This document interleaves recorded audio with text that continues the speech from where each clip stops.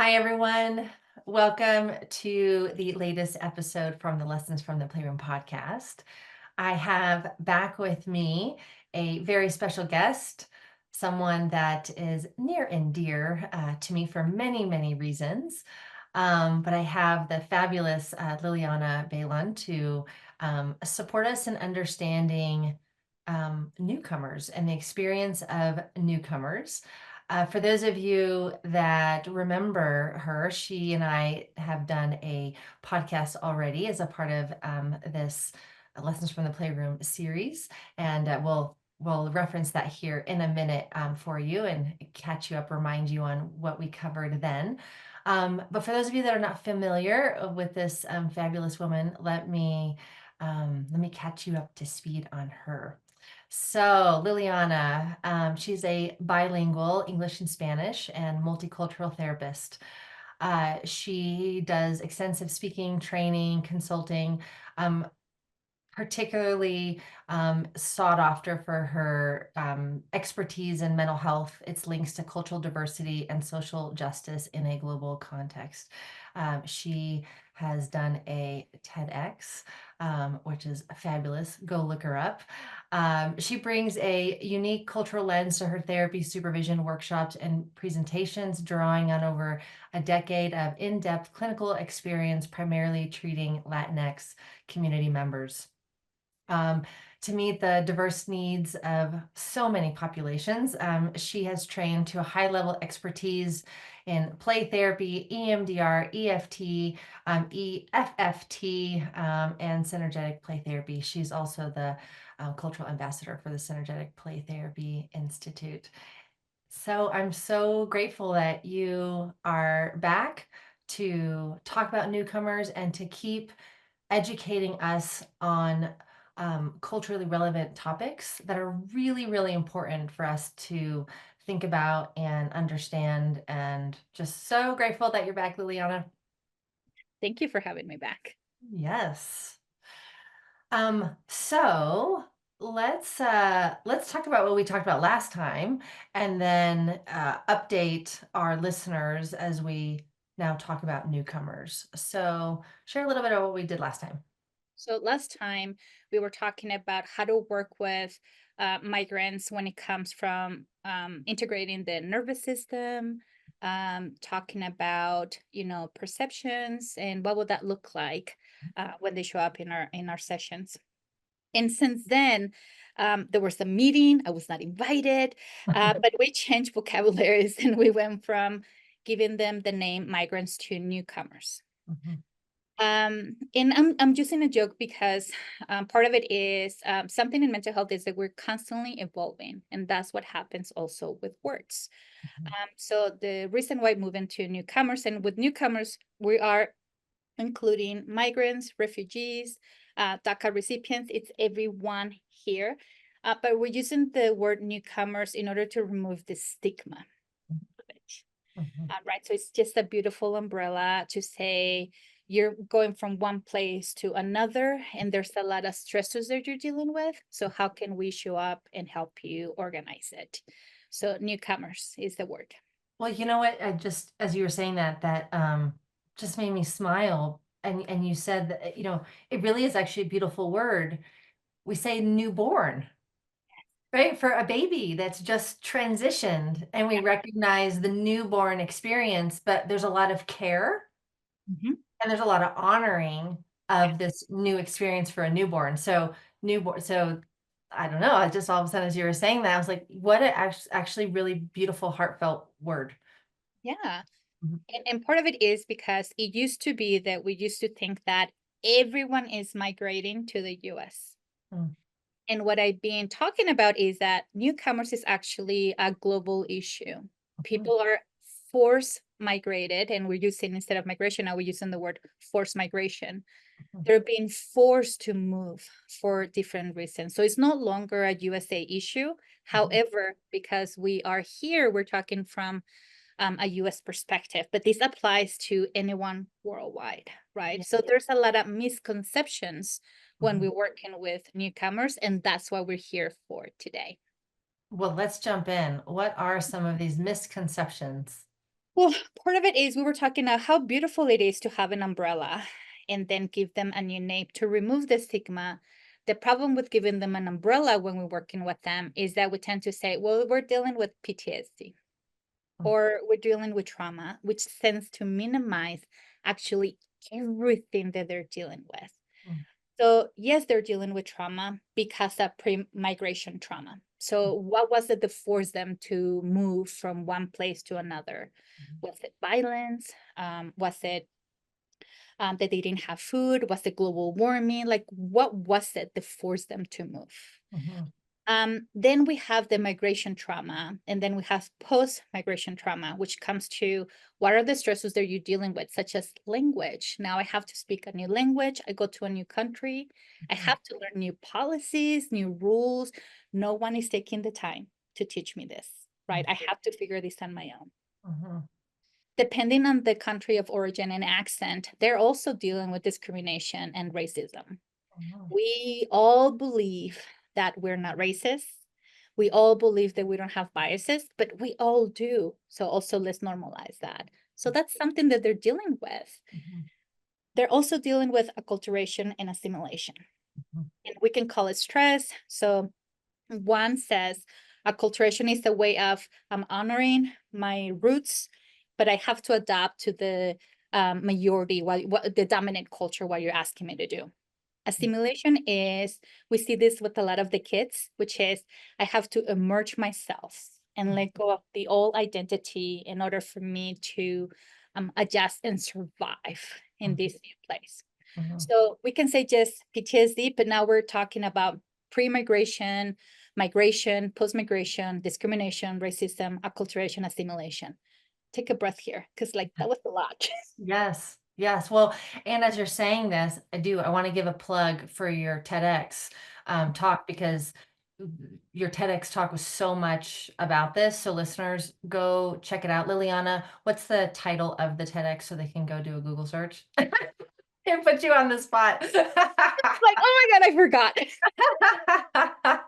We will include it here. Yeah, But literally in the TEDx, I was talking about my personal experience in yeah, regards to coming into this country and having to assimilate to survive, yeah. and then having the dual awareness of my mom experience, so parental experience and then my experience. So we will include it here so that you can go look it up. Sorry, I forgot. I was just thinking all the No, traumas that we tend to totally. Well, so oh yeah, plug for your TEDx, and then also I know we already mentioned this, but listeners, plug to go back and listen to the other podcast because that one talks about in more detail what the inner experience is of someone that has just transitioned or has maybe even isn't just transitioned, but yeah, the what we were calling at one point someone who is a migrant. And Mhm. so just to go listen to that because that's very illuminating. So then that's just some of them, right? But we also have generational trauma. We have intergenerational trauma. We have immigration trauma, historical trauma, cultural trauma, racial trauma, social trauma, economic trauma, legal trauma, educational trauma, Mm, health related trauma, gender based trauma. Where am I welcome? mm. Family dynamics trauma, religious and spiritual trauma, environmental trauma, and media induced trauma. Ooh, So it's not as easy, right? yeah. As I'm naming all of this, and I was naming all of them so that all of you get a felt sense of that's a lot of trauma to minimize, to say, oh, they're dealing with PTSD, Yeah. Hmm. right? So when we're working with newcomers, it does require us to be aware and to let go of the misconception that we have that they're just coming either to play therapy or for mental health because they're having a hard time adjusting. It's more than a hard time. Hmm. And then for all of us to recognize that when we're working with trauma, it is helpful to know the umbrella. We cannot minimize it. And then can we go back and make sense of every training that I have attended? And I cannot be the only one. But every training that I have attended in mental health, when we're talking about othering, working across cultures, we're actually talking about stereotypes Mm, versus what we discuss a lot of times in our trainings, which is, can I be curious about the person in front of me? exactly. Can I be curious about their identity, their needs, their acculturation or assimilation? Mm, Um, and how can I help them organize it so mm. that they're able to advocate for themselves? Yeah. Okay. I want to go deeper into this because it's so true that there's such a stereotype. Well, even just saying the Latinx community, what does that mean? You know, there's so many facets and experiences of the Latinx community.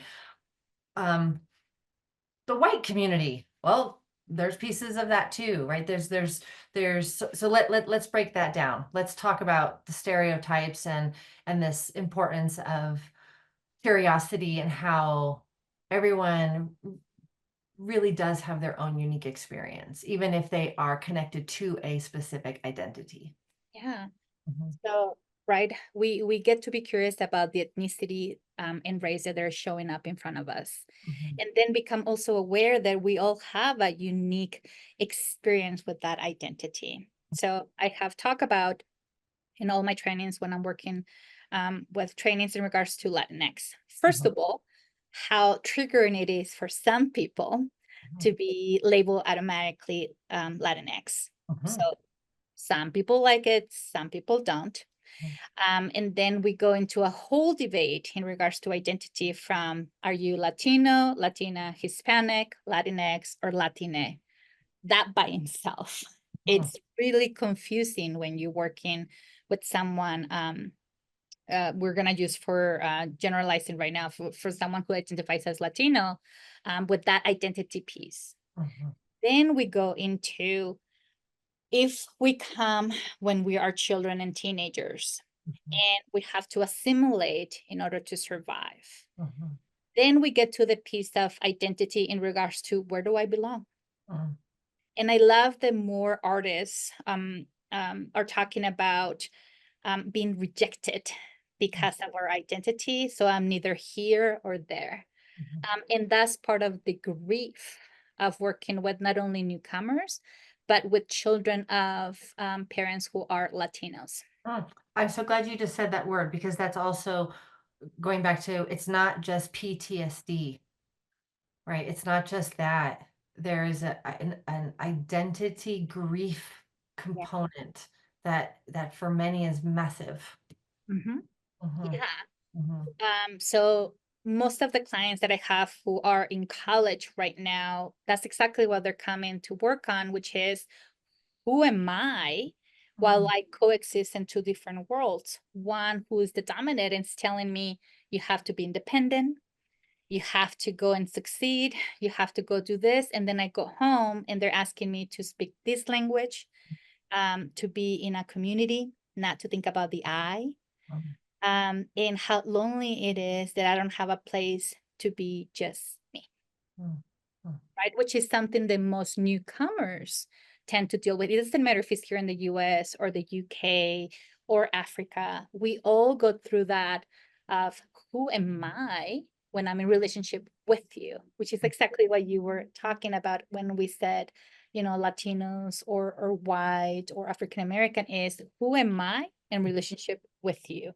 yeah, yeah. And so I- I'm hearing almost a call to action already in this podcast, which is when your client walks in the door, and when you, or maybe it's even before walks in the door, but when you start to learn about your client, how do you become aware of the stereotype that you're holding about this client based on the data points that you have?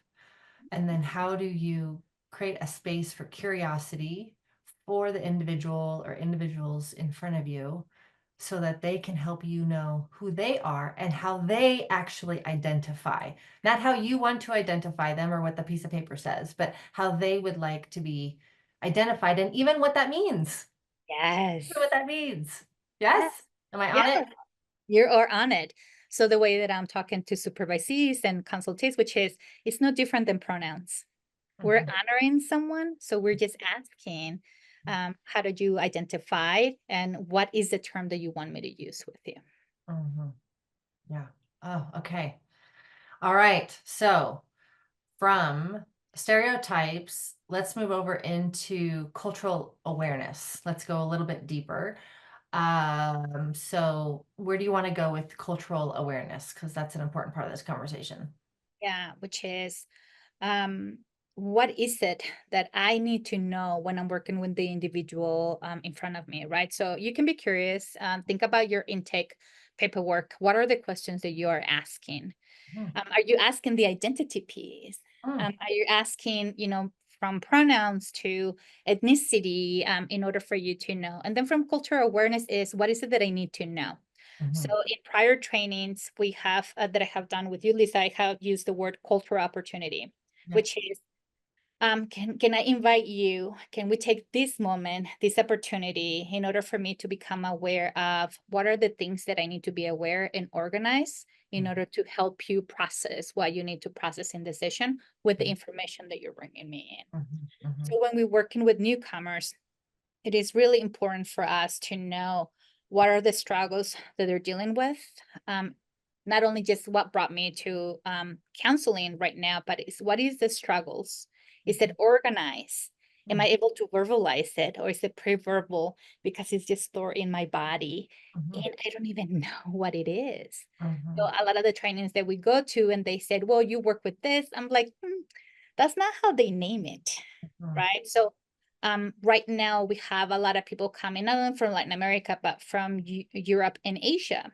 mhm, So if I just work with stereotypes, what is it that I know? Besides that, they use a lot of physical cues, or they're very rigid, like that's a stereotype. mhm, So from a culture awareness or cultural opportunity is, what do I know? How do I know it? And what is it that I don't know? So mhm, we're leaning into curiosity. There is a difference here from it's not your job. So anytime that we hear like it's your job to get educated, to me it sounds very isolated. There's a lot of defenses coming up, and it makes sense. You're overwhelmed, mhm, right? But how can I learn about you? mhm, um how can I know what you need from me if you're not sharing with me your perspectives and mhm, your need, and how hard it is even to come into the office to allow me to mhm. help you process what you don't know and what is stored in your body. Yeah. So it's an invitation. The cultural awareness is an invitation of, can I take assessment of what I know, what I have learned? Mhm, Is that based on a stereotype? mhm, How do I know that to be true? mhm. And then what is it that I need to know that I don't know? It just came to mind on that second question of how do I know this to be true? And I was actually having a hard time envisioning a moment where I would be able to say, I know this to be true.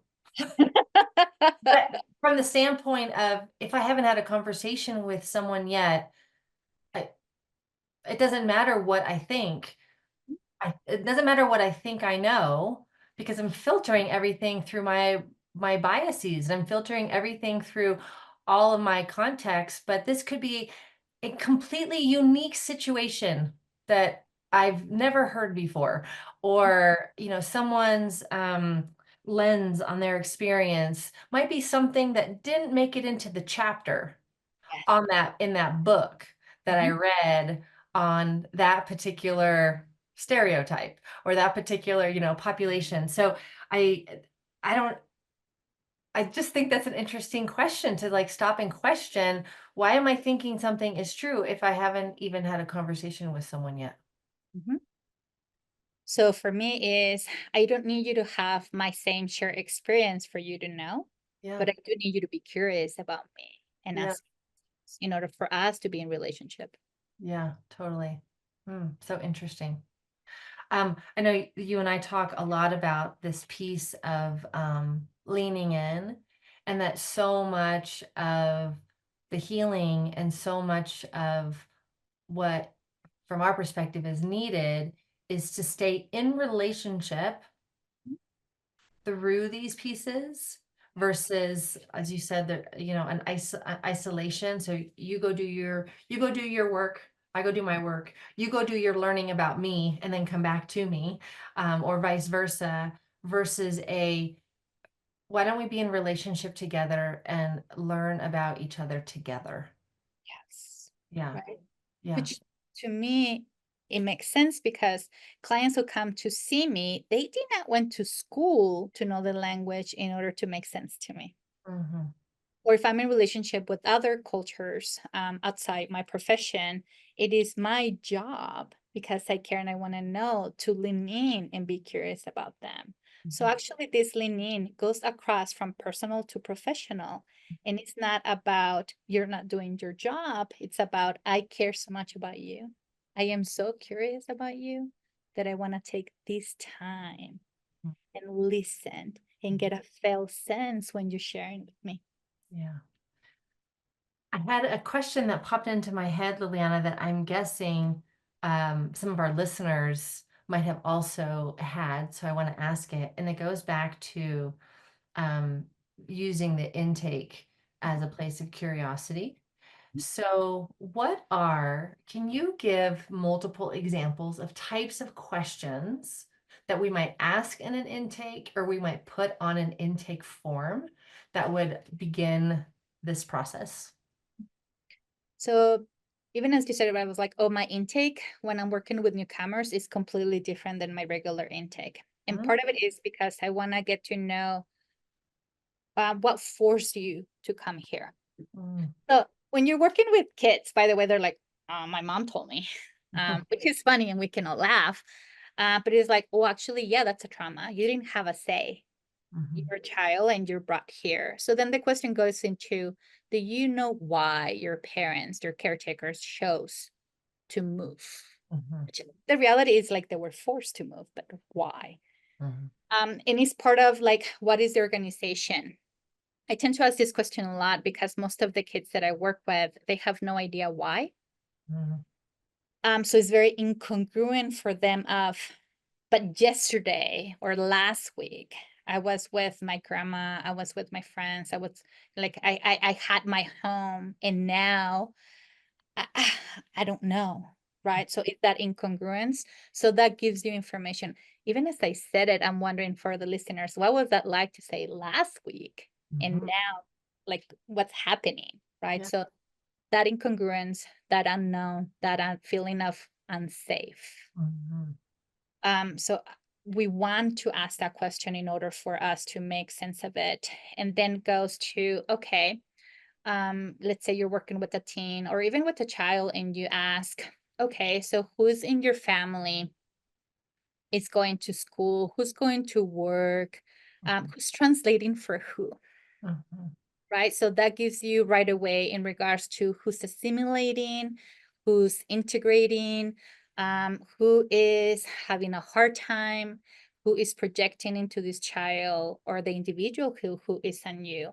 So even on the TEDx that I cannot remember the title, um, we talk about the cultural broker. So I even talk about when you're the cultural broker in the family system, you mhm, know, what are the expectations that you have? So it's not only coming into a new country, having to talk a new language, having to be accepted by peers, but mhm. what are the family expectations? Yeah. Is it for me to be a child or is it for me to be a grown up because I have to go do translations, I have pressures, I have responsibilities, Mhm, stress, and this role confusion, mhm, right? So it's the same thing for caretakers.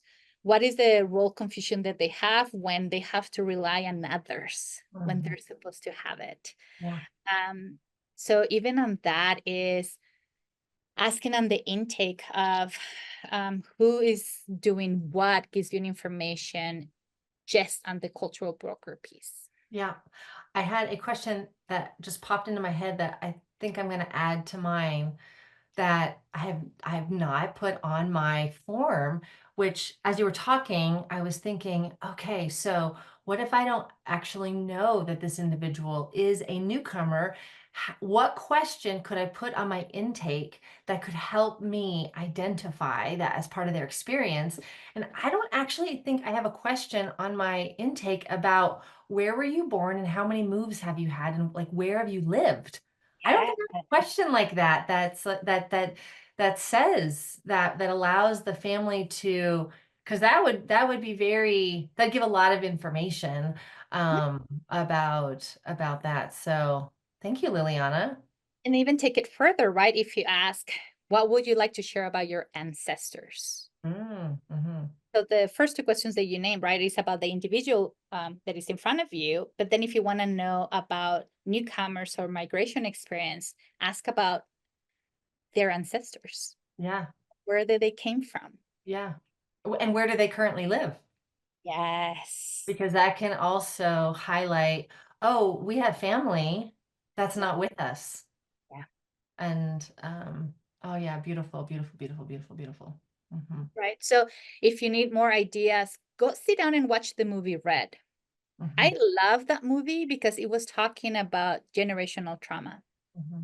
Right? We were talking about a family who came from Asia, who I think in the movie they live in San Francisco, and how the child had to maintain secrets and then family expectations, traditions. Mm-hmm. So even sitting down, I have shared over and over again, do not sit with me either in trainings because I will be inappropriate and make you laugh, or go with me to True movies. story, everyone. True story. And do not go see movies with me because I'll ruin them for you because my mind is automatically thinking, I can add this piece here. Uh-huh. Right. So that is a great movie actually to think about questions. Okay. Great, great, great. All right. So we've talked about misconceptions, stereotypes, Mhm. cultural awareness, cultural opportunity. We talked about that the trauma is often faceted, and there's actually multiple traumas, not just to say PTSD or adjustment issues, Yeah. right? Anything else you want to say about the trauma piece?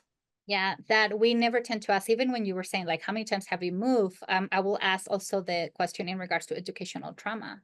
Mhm, Are there been any discrimination in schools because you're a newcomer and depending on the country of origin, you are considered less than? mhm, That's mhm, something that I get to process a lot with the people who come to see me because there was no expectations of them making it. mhm, There's like a sadness, right, mhm, of being seen less than. So mhm, most of the trainings that we go in regards to multicultural, cultural, they tend to focus on stereotypes based on ethnicity. mhm, They're not focusing on the trauma, all the traumas that I just mentioned in regards to what is it that I need to ask. If you, let's say in your intake, that you have a question in regards to legal trauma. What is the uncertainty, legal uncertainty that your family or you had to deal with? mhm, Has your family have been detained and separated? mhm. Right? We saw that years ago and it's still happening, but very few therapists who work with this population actually ask this question. Can you imagine the richness that comes from it? Housing trauma just came to mind too. Yes. Right. Yeah, yeah, Which that's related to economic trauma. What yeah. is the issue that I've been having because either the lack of work because of my status Mhm. or the exploitation that happens in the workplace because I'm considered less than. Yeah. I have to take a breath. Yes. Yeah. I really, I just got hit with a major wave of sadness at the thought of the experience of just that felt sense of the I'm sitting in school and just Yeah. the less than or job, just the less than. Hmm. Recently I was in a processing group and it's all about social justice. And they were asking, what was your experience in school? The teachers had expectations or lack of expectations with you. And we went into a whole conversation about it. And in that group, we have a lot of minorities and dominant culture, and they tend to separate us, right? One, because they're very aware of the conversations, the heaviness of the conversations, but they also bring us back so that we can share and learn from each other. So there's a lot of tears in the group and a lot of aha moments because we just assume we're not curious about each other, right? So at the beginning, when you were talking about me, which I just took the fabulous part, not anything else. That's fabulous. My hair is just awesome today. But the reality is that in all those achievements, very few people actually saw potential in me.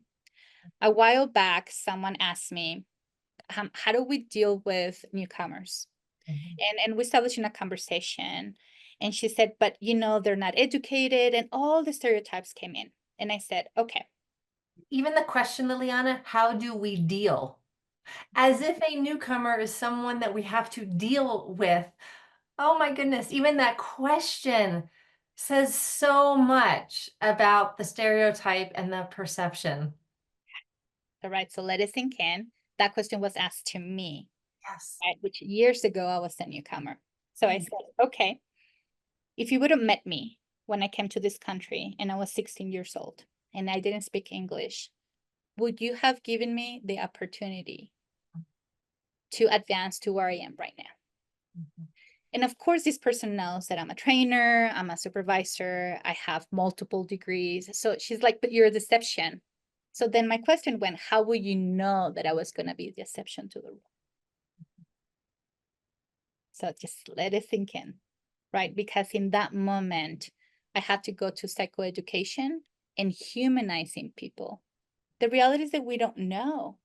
But if we don't give the opportunity from an educational trauma, if I don't believe in you, or from a health related trauma, which is if you're coming to counseling and I'm just dismissing this part of you, how am I helping you advocate for you and to believe in you, right? Let go of the American dream. But in believing you and the resources that you have with them so that you can see your potential. Yeah. There was a piece in there too, as you were just saying, of and as if a newcomer's worthiness is also only dependent upon their success, however we want to define that, right? And so it's like, Yeah. what? So if a newcomer decides that they want to, I don't know, um, open up a little shop on the corner and I don't know, Yeah. have it be a bread shop or something, or someone or a newcomer decides that they want to, um, I don't know, work in the postal service or like, a significant job, but not a job, at least in this country, that's considered a wow job, right? Does that mean that the newcomer somehow is not? Then, right? So we go back to what is it that I'm consuming in regards to media induced trauma? What is it that I have accepted in regards to who has the right to come, as that was not a forced migration, who has the right to education? And then how am I working with you in regards to identity and the grief that you have because of the comparison of who you were and who you are now, and how value is assigned to you based on that label. Yeah. Mhm. So again, for all of you who are listening, just let it linger. What will it be like if you're forced to migrate? What is it that you want someone who you're going for help? What is it that you want them to know? What will be helpful for you to share? And is it safe for you to share? So as a therapist is, what are the questions that you're asking? What is the curiosity? What is your understanding of the traumas that we mentioned at the beginning? And if there's non-awareness, what are you gonna do after this podcast? Yeah, exactly. Liliana, I want to bring in a piece around the play itself, Yeah. or play therapists that maybe are less inclined to have conversation and ask, Mhm. what I want to share is that this is all gonna, just a reminder, this is all gonna come out through the play.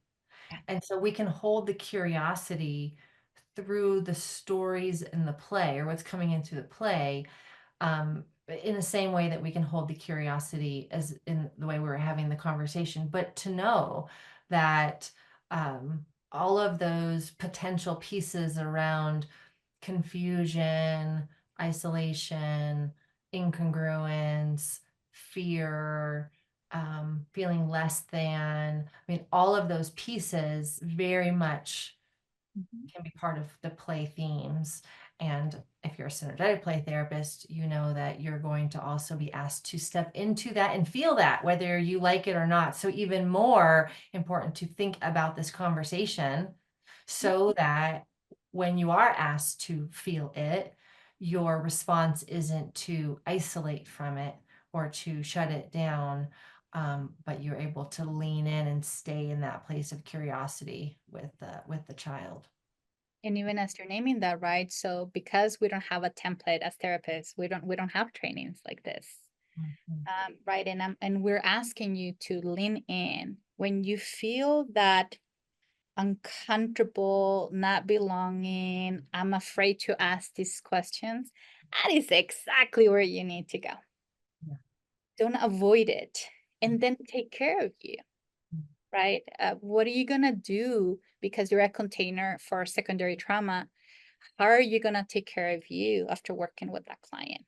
Yeah. You can cry and you have a right to cry. That's the most common thing that I get from supervisees or consultees. Like, I just want to cry. And I'm like, good. So you're human.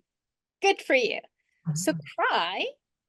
And then how can I empower you Mhm. so that you can still show up for this client who's trusting you and showing you? And you got to experience for a couple of minutes what it's like to be them. Yeah, exactly.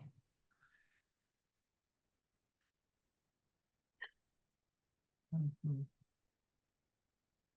So, Liliana, as we start to move towards a wrapping up place in our conversation, anything else that comes to mind for you right now that feels really important for our listeners to hear? The other piece that I want to make sure that all of you hear this is that when you're working with the child and then you have to work with the family system, do not automatically go to they're not available, they're not showing up, their attachment responses are anxious or dissociating. It makes sense that they are because they're in a survival state. So when we talk about the nervous system, and we make sense of. So if the caretakers show up and they are emotionally detached, if when we use the word, and I will invite everyone, when we say there are coping skills, I will say, let's reframe it to their surviving skills. I am doing this to survive this moment. When the parents are dissociating, that makes sense. That tells me that they're overwhelmed. So Mhm. how can I help the child have a moment of co-regulation? And then how can I attend to the parents to model what co-regulation may feel like for small moments? So when they go out and the world is unsafe, Mhm. in this office, they had a moment of, I can just show up. Yeah. So when we're working with the system, we're caretakers and automatically go to attachment, which one applies to them. Be gentle with them, be gentle with the child, and be gentle with yourself. Well, I just heard another call to action, Liliana, which is that um, let's keep in mind that it's not just the child that just went through this, that the family system did, and the caregivers or whoever it is that is bringing the child likely was part of that. And they might be needing the same thing that the child is needing. And so, how can we also just not work with the child in isolation? And um, how do we offer the caregivers an experience of safety? Right? And you have shared with all of us who are SPT trained, which is how am I going to model with the caretaker what I want the caretaker to take into the child? This is a perfect example of it. Mm. Beautiful, beautiful, beautiful, beautiful, beautiful. Hmm. Um, I actually have one more question before we wrap up. Okay. So, and I feel like this is so missed in so many of our trainings. Mhm. And you and I've talked about this before. There's a lot of conversation that happens um, around different cultural topics, or even neurodivergent topics, or even ableism, and just different topics.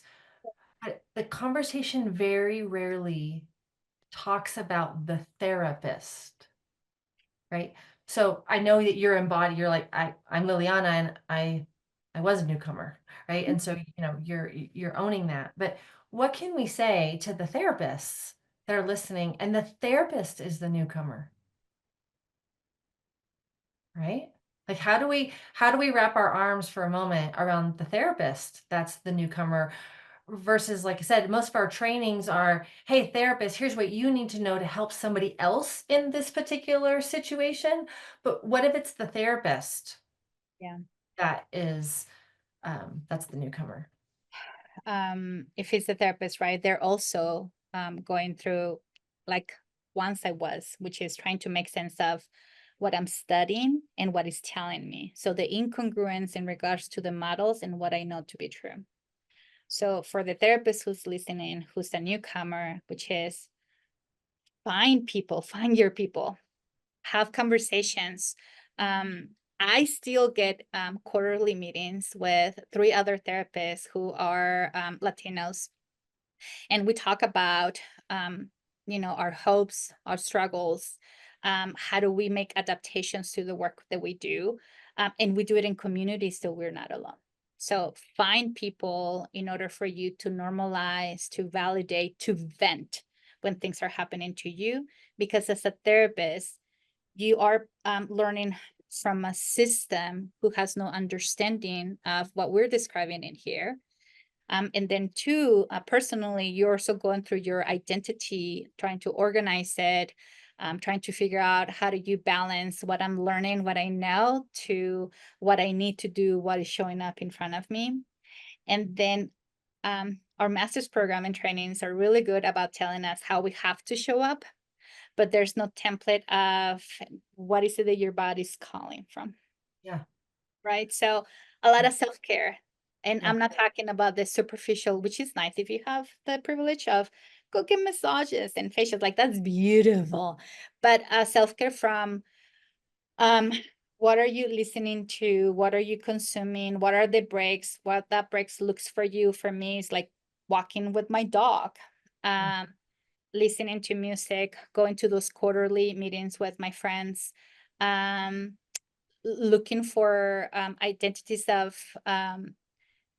when I talk to you, are you actually listening to me or are you doing a checklist when you're talking to me? So that place. yeah. Count. I feel inclined to name something, Liliana, that's a little edgy. Can I name something that's a little edgy? Please do.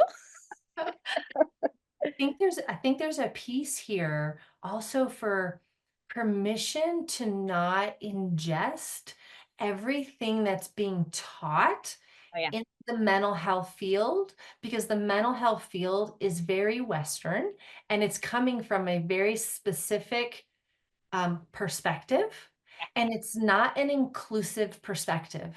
Yeah. So, as a newcomer is learning about how they should be a therapist Right. from this lens, can I invite a deep level of questioning around what feels congruent? And I know that's what you're talking about. What do I know? And how do I make sense of this? But just that permission to, um, particularly if a newcomer is coming from a different orientation, Yeah. maybe a more we orientation instead of a me orientation, an I orientation, to not let go of the wisdom Yeah. of of um uh, of of what we know, of what you know, and to allow yourself to be really in a place of curiosity as you form your own Way of being a being therapist. way of being a therapist. Yeah. Yeah. So if you have Really a cross-culture therapist, really. exactly it. So Right. when I started at the beginning saying like, don't sit next to me, Mm. it's because exactly of that. When and this happens. I don't know if you remember when we were in California. I think it was San Diego. Like you were talking, you and Jen were talking, and I was like, this is why, right? And I had that lining. Mhm. And I go to trainings. Um, I go into what would that look like? How would that feel like? What are the adaptations that I have to do? So I'm constantly seeking what are the adaptations. I do not go to a training and say, oh my God, this is the checklist. No. Uh, I let go of that unless I'm aware that for certification purposes, I have to do that. But then what would that look like when I go? What are the adaptations that I have to do in my office? So go through life asking, what are the adaptations for the person that I'm thinking of? Yeah. Beautiful. Thank you for holding the space so I could name that. I, I was like, oh my God, now everyone who's going to trainings are gonna wanna sit next to me. Please don't. I'm an introvert. Well, let's all just be in curiosity together. Thank you. Yeah.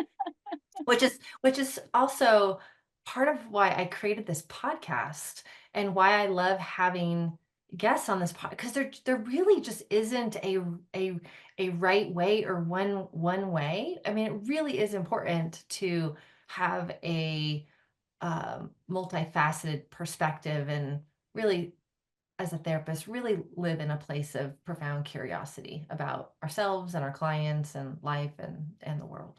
So Totally agree. yeah. Well, Liliana, thank you so much. So we've already said, listeners, go to her TEDx. Um, LilianaBaylon.com is her website. I know it's on there. uh, um, anything else, Liliana, that you would like, other than, well, I'll just say Liliana does trainings, both in person and online. So if your organization would like a training from Liliana, reach out to her. What else, Liliana, would you like to share? If you're working with newcomers, and all of you are, this is not like, oh my God, this is my specialty. All of you are, you may not be aware of. Please go get more trainings, go to consultation groups. If you hang with other therapists, make sure that you include other perspective, not just someone who thinks like you and uses the same vocabulary of you. And when you're taking trainings, don't be hard on the trainer. They are repeating what they know. I keep talking to trainers and I'm like, oh, I get it. This is the agenda. Got it. So it's up to us who are therapists to start thinking of what is it that I know and what adaptations do I need to do. So just Beautiful. recognize it. Beautiful. All right, listeners, thank you once again for your time, for your attention, for being a part of these conversations. And wherever you are in the world, um, big, huge hugs to you. You are so incredibly important. What you do is important. You are valuable. And as you all know, you are the most important toy in that playroom. Until next time.